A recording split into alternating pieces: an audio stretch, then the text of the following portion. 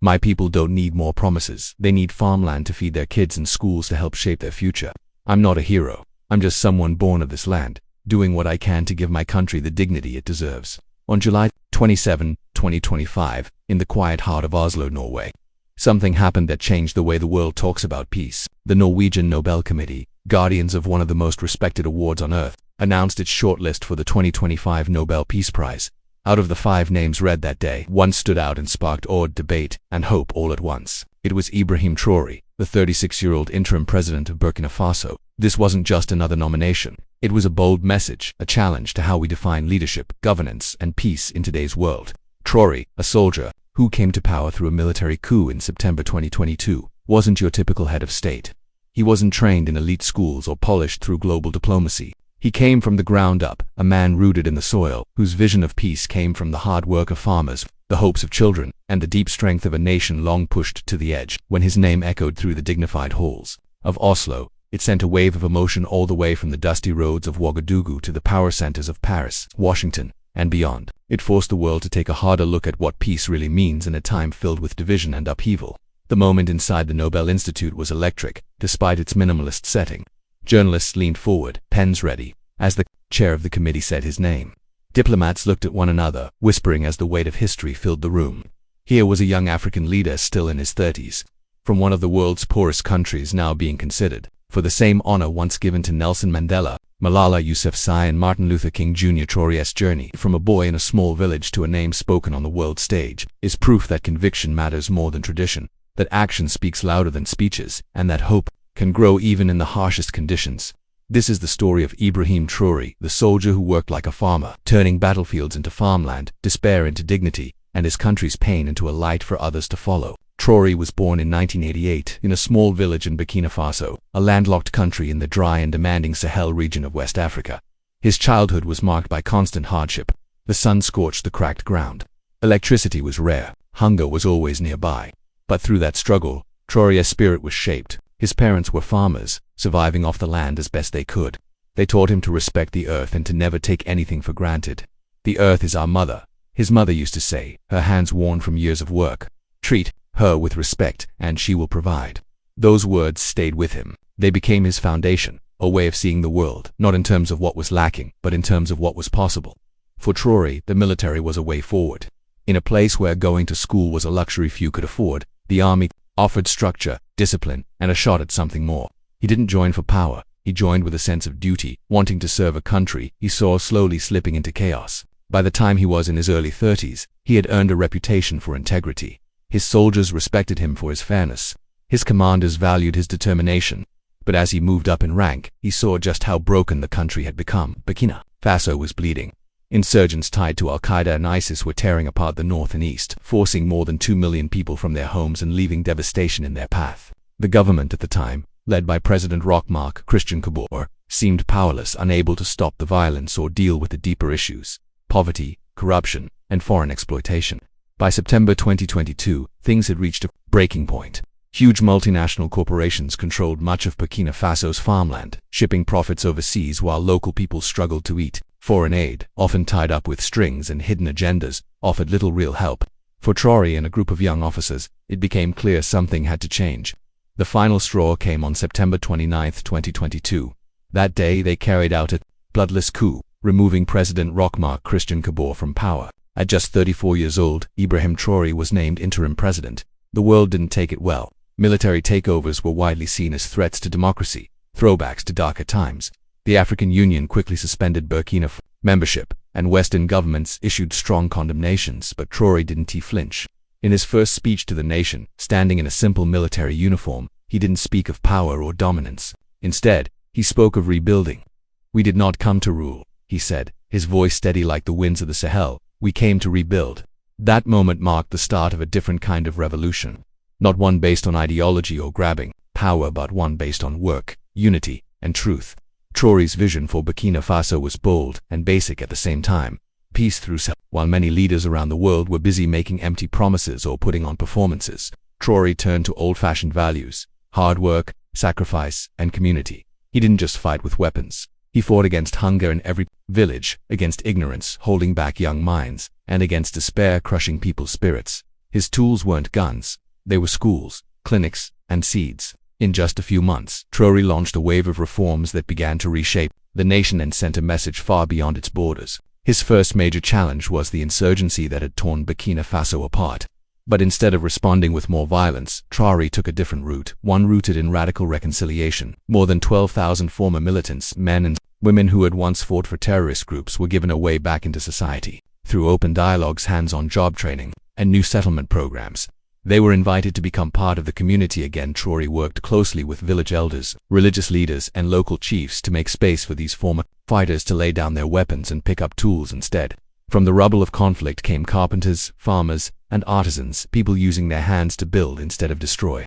Then, on May 4, 2025, Traoré took things even further. He pardoned 1,100 former fighters and enrolled them in a new program called Farmers of Peace, the program, which the United Nations praised as a global model for post-conflict reconciliation, helped turn once violent areas along the Nadine River into fertile farmland. Men who had once manned checkpoints now operated irrigation systems, wearing work overalls labeled Farmers of Peace. The results were dramatic. Terrorist attacks dropped by 70%, and communities once broken by fear began to reconnect. In the town of Kaya, one former militant, Musa Zongo, spoke for many when he said, "I fought because I had nothing. Traoré gave me purpose, a field, a future, a home." Of course, this path wasn't without danger. Reconciliation takes trust, something hard to come by in a country scarred by years of betrayal. It takes real courage in a place where revenge had long been the norm. But Traoré stayed firm. "These are not our enemies," he said. "They are our brothers and sisters led astray by despair. Our duty is to bring them back to the light." His message didn't just resonate in Burkina Faso, it echoed across the entire Sahel, where many other nations were also dealing with deep wounds from conflict. The Farmers of Peace program became a symbol of hope, living proof that second chances can work, and that peace is possible when we choose unity over division. And perhaps Traoré's boldest step of all was reclaiming 3.88 million hectares of farmland from foreign companies. For years, big multinational agricultural firms had dominated Burkina Faso's most fertile lands, making money while local farmers stayed poor. In one bold move, Traoré's government nationalized the country's key farmlands and gave the land back to smallholder farmers. "The land is not for sale," he declared, a powerful echo of Thomas Sankara, the legendary revolutionary leader who once led Burkina Faso. "The land belongs to those who work it, who care for it, and who live off it." That was Traoré's message when he returned control of Burkina Faso's farmland to its people. The move sent shockwaves through international markets. With land, seeds, and tools finally in their own hands, farmers began planting maize and millet, and rural economies started to come alive. In the village of Pasella, a farmer named Fatimata Arago spoke about the change before Traoré. "We were tenants on our own land, begging for scraps. Now we grow our own food, and our children don't go to bed hungry anymore."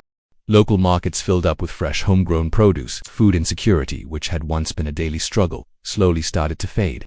This wasn't just an economic decision, it was a statement.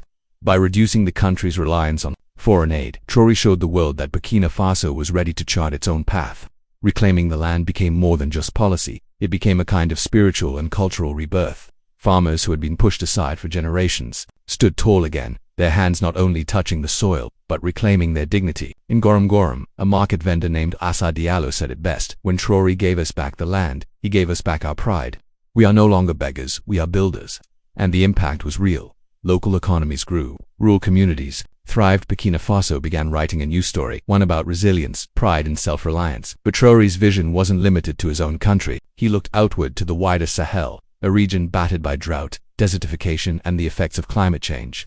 There he launched one of his most daring projects, the Sahel Life Alliance. In partnership with Mali and Niger, led a regional effort to plant 800 million trees across the dry, crumbling landscape. The goal was simple but bold: turn barren land into green corridors of life. This effort didn't just restore the environment, it created thousands of jobs, brought communities together, and gave nations long divided by war a shared mission. Environmentalists called the Sahel Life Alliance a breakthrough for climate justice, proof that even poor countries could take real, effective action to protect the planet. Scientists were amazed at the scale of the effort, which slowed the spread of the desert and helped soften the impacts of climate change. In the village of Titouak, women who once walked for miles to gather firewood now tended young trees, their hands gently nurturing life in places where there had once only been dust. "We are not just planting trees," Traoré said. "We are planting the seeds of a future where our children can breathe, where our land can live." The alliance became a global symbol of what unity can achieve. It stood as a beacon of hope in a world grappling with environmental collapse. It was also a diplomatic triumph. For decades, the Sahel had been a place where foreign powers came to exploit, but Traoré's coalition flipped the script, turning a zone of competition into one of cooperation. Burkina Faso, Mali, and Niger stood side by side in a shared fight for survival. The initiative earned praise from unexpected places. Even skeptical Western leaders took notice. The Sahel Life Alliance is a reminder that real solutions to global problems can come from the places we least expect, said one official at the United Nations. For Traoré, it was about more than just trees. It was about survival. A nation without a healthy environment is a nation without a future, he said. We are fighting for our lives. He understood something powerful, that peace isn't just the absence of war. It's also the presence of opportunity, dignity, and hope. That belief guided his domestic policies. His government slashed bloated government spending by 60%, redirecting the money into education and healthcare to areas that had long been neglected. In just 18 months, Burkina Faso built 2,400 new schools and 700 healthcare centers, an achievement that stunned experts across Africa and beyond. Where children had once studied under trees, exposed to rain and heat, now stood real classrooms. Where sick villagers had once walked hours for basic care, clinics now stood ready with medicine and open doors. Nutrition became central to Traoré's school reform. He made sure that 95% of rural primary school children got free lunches, meals made from food grown by local farmers, that not only helped boost attendance and academic performance, but it also strengthened the local economy. In the village of Benora, a teacher named Aminata Konet described the change. My students used to come to class with empty stomachs and eyes clouded by hunger. Now they eat, they laugh, they dream. Traoré has given them a reason to hope. The program created something powerful, a ripple effect that strengthened both education and farming. As schools improved, farmers found new markets for their crops, and the link between food and learning grew stronger. Healthcare also saw changes no one had imagined. Maternal mortality rates dropped sharply, and diseases like malaria, once a constant threat, became far less deadly as clinics began reaching even the most remote villages. In the village of Nuna, a mother named Fatou Matadio reflected on what that meant for her family. I used to pray my children would survive the night, she said. Now I take them to a clinic just down the road, and I know they'll be okay. The speed and scale of these changes were astonishing, a true sign of Traoré's ability to turn vision into real, lasting action. We are not building for awards, he said. We are building for our people, for their dignity, for their future. One of Traoré's most visionary moves was the launch of the Farmers of Peace program in May 2025. In it, he pardoned 1,100 former militants and brought them into farming communities. These were people who had once been part of the violence, but now they were helping to rebuild. The program offered them land, tools, and training, and gave them something even greater, a second chance. Across villages in Burkina Faso, men and women who once carried rifles now carried hoes. They irrigated fields instead of guarding checkpoints, and in the process, they helped repair broken trust within their communities. The United Nations called the initiative a model for the world. A senior UN official said, Traoré has shown us that peace isn't won with weapons, but with opportunity. And this impact didn't stop at Burkina Faso's borders. In neighboring Mali and Niger, similar programs started to take root, inspired directly by Traoré's success. In the town of Djibo, a former fighter named Issou Kampori spoke openly about his journey. I fought because I had no hope. Traoré gave me land, a purpose, a family. Now I fight for peace. But Farmers of Peace was more than just rehabilitation. It was about rewriting what it meant to be part of a nation, to belong, to contribute, to have a future. Every sapling planted in these fields came with a small tag that read Liberté, Travail, Dignité, freedom, work, and dignity, the core of Traoré's message. Then, on July 1, 2025, during the Feast of All Saints, something happened that no one saw coming. From the Vatican, Pope Leo XIV, known worldwide for his deep commitment to justice, spoke powerful words that stunned even the most seasoned observers. When I pray for peace, he said, I see the face of a young soldier from Burkina Faso. He does not preach through laws or scriptures, but through the toil of his hands and the compassion of his heart. He has never walked the churches of Rome, yet he treats the world's poor as his sanctuary. The Vatican's formal nomination of Traoré for the Nobel Peace Prize marked a historic turning point, a moment without precedent. Never before had the Holy See backed a sitting African leader, especially one who had come to power through a military coup. The endorsement reframed Traoré's leadership. It wasn't just political anymore, it was moral, even spiritual. It challenged the world's obsession with titles, power, and image, and instead highlighted the kind of peace that's built day by day, through action, sacrifice, and care. In Rome, the Pope's words stirred deep discussion. Some Vatican scholars called it a new way of thinking about redemption, honoring a leader who came from conflict but chose healing. Across diplomatic circles, the response was just as intense. In Paris, French President Anna-Lucie Marat, still grappling with her country's colonial past in Africa, gave cautious praise. "We may not agree with Mr. Traoré's methods," she said, "but his results demand our respect. He is writing a new chapter in Africa's story, one of action, not just promises." In Washington, U.S. Secretary of State Janet Collins was more reserved but still acknowledged the shift. "Traoré's work," she said, "forces us to rethink what peace means in the 21st century." Brazil's President, Luiz G. Costa, didn't hold back. She called Traoré the new Sankara, a farmer in uniform who plants hope where others sow division.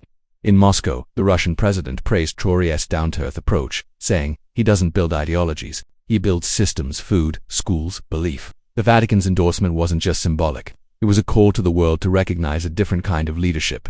Traoré, a soldier who had never stepped foot inside Europe's grand cathedrals, was now being seen as a moral force, a man whose work spoke louder than any speech or sermon. The endorsement elevated him from a local leader to a global symbol, forcing the world to rethink everything it thought it knew about power, redemption, and the real meaning of peace in a century marked by crisis.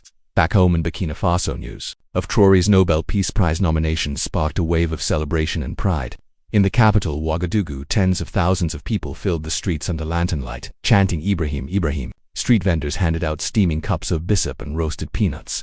Drummers filled the air with rhythms older than the colonial statues that still stood silently around them. A hand-painted banner stretched between two acacia trees read, "We no longer beg. The world now listens."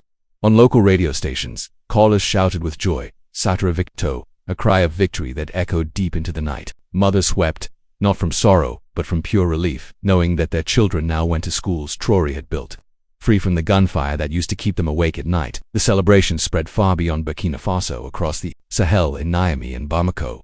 Youth groups projected videos of Traoré onto public walls, chanting, "One Sahel, one dream." In Lagos, a student activist tweeted Traoré didn't chase awards in Davos, he chased harvests in the fields. That's why this Nobel matters. In Johannesburg, university students organized an art exhibit called Fields of Peace, showcasing paintings, installations, and poems inspired by Traoré's agricultural revolution. Pan-African media called the nomination a reckoning, a turning point, a rejection of the old global order, and a bold reimagining of Africa's place in the world. In villages along the Nadinan River, former fighters, now wearing overalls, labeled farmers of peace, worked beside locals in the maize fields, rebuilding trust one row at a time. In the town of Dori, a mother named Asa Sawado put it simply, "My son used to fear the night. Now he sleeps peacefully, knowing there's a school to attend and a field to tend." This nomination wasn't just an international nod of approval, it was something far deeper, a recognition of a people's strength. A signal that a country once seen as an afterthought could now help lead the world in redefining peace, and the energy spread like wildfire. In Accra, students lit candles and quiet vigils, discussing Traoré's model of self-reliance and what it could mean for their futures. In Kinshasa, youth organizations held forums to explore how his reforms could be applied in their own communities. On social media, the hashtag Nobel for Africa went global, with young Africans demanding that the world recognize leaders who till the soil instead of giving speeches, who build instead of boast. In Nairobi, a journalist wrote, "Traoré has shown us that peace is not a gift from the West, it is a harvest we grow ourselves." Then, on July 28, 2025, just one day after the Nobel shortlist was announced, the leaders of Burkina Faso, Mali, and Niger stood side by side in Ouagadougou for a historic press conference. What they delivered wasn't a celebration of one man, but a manifesto of shared vision, a declaration that Traoré's nomination represented not just personal achievement, but a continent's rising voice.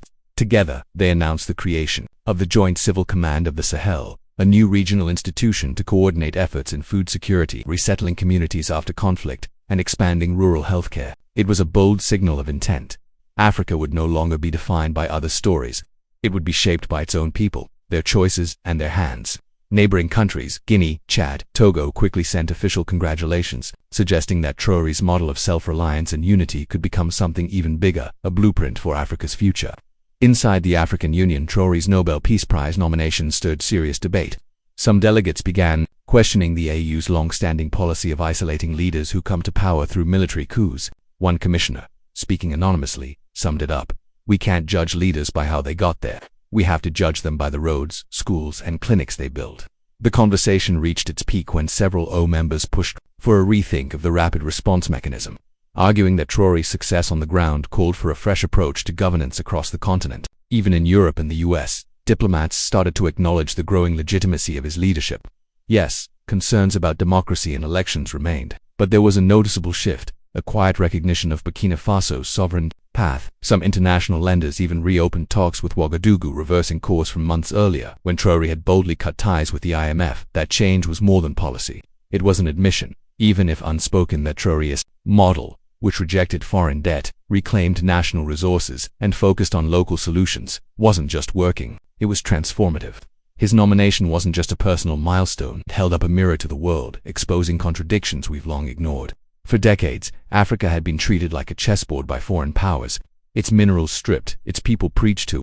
Traoré flipped the board. Instead of being a pawn, he turned the game into a canvas for self-determination. He refused IMF loans, he put food production in local hands, he shut out foreign mining firms. It was quiet but radical, and it worked. Attacks were down, farms were producing, clinics were open, kids were going to school. In communities across Burkina Faso, people once divided by tribe or history were now planting trees together. Each sapling carried a small tag with the words "Liberté," and the nomination made the world pause and ask, what does peace even mean today in a world full of climate disasters, rising inequality, and political chaos? Is peace just the absence of war? Or is it something deeper, the presence of justice, opportunity, and the ability to stand on your own? Traoré, a farmer in uniform, showed that real power doesn't lie in armies or boardrooms. It lies in the hands of those who grow food, teach children, and heal the sick. His story made people reconsider what leadership truly is. Not a title, not international approval, but a commitment to the everyday good.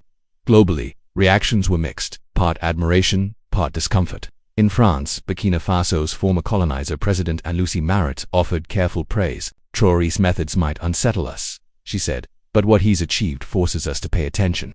In the US, Secretary of State Janet R. Collins said Traoré's rise offered a chance to rethink what peace means. But behind her words was clear unease, especially with his rejection of Western-style economic models. Brazil's president, Luiz G. Costa, was far more direct. She called him a farmer who corrected me when I called him a hero. He said, "I'm no hero. I just work the land." That, she said, was the moment she knew he deserved the Nobel. In Moscow, Russia as president praised Traoré's pragmatism, saying, he doesn't build ideologies, he builds systems, food, education, hope. But these weren't just political soundbites. They reflected something deeper, a changing global landscape. For years, Africa was treated as a battleground for foreign interests. Traoré shifted the terrain. He turned it into farmland, into classrooms, into clinics. Even his critics had to take notice. His nomination marked a turning point, a moment that said Africa no longer needed to borrow voices to speak. It had found its own, rooted in action. Now, with December 10, 2025 approaching, the world watches, wondering, will Ibrahim Traoré become the first sitting African head of state to win the Nobel Peace Prize? And if he does, he'll also be the first leader to win it after coming to power through a military transition, a global symbol of what many now call practical peace. Not peace born from hotel negotiations or global summits, but peace that's sown in fields, built in schools, and nurtured in communities. But in a way, what happens in Oslo barely matters anymore. In Ouagadougou, as night falls, the city refuses to sleep. People fill the streets, chanting Ibrahim Traoré to the rhythm of drums, their voices rising with the heartbeat of a nation transformed. Vendors pass around bissap and roasted peanuts, their faces glowing under handmade lanterns. One banner, stretched between two acacia trees, reads, "We no longer beg. Now the world comes to us." Across the Sahel, youth groups beam Traoré's speeches onto public walls. In cities like Lagos, Accra, and Kinshasa, students hold forums and candlelight vigils. On social media, their voices unite under hashtags demanding recognition, not for a man who gives speeches, but for one who works the land. No matter what the Nobel Committee decides, one truth is already clear. Ibrahim Traoré has won. He has earned the trust of his people, the respect of his continent, and the attention of a world that can no longer ignore what real peace looks like. Peace built on justice, dignity, and the soil beneath our feet. His story isn't just about winning a prize. It's a challenge to everything we thought we knew about leadership, a reminder that peace isn't just the absence of war. It's the presence of hope, planted, watered, and grown by people who refuse to give up.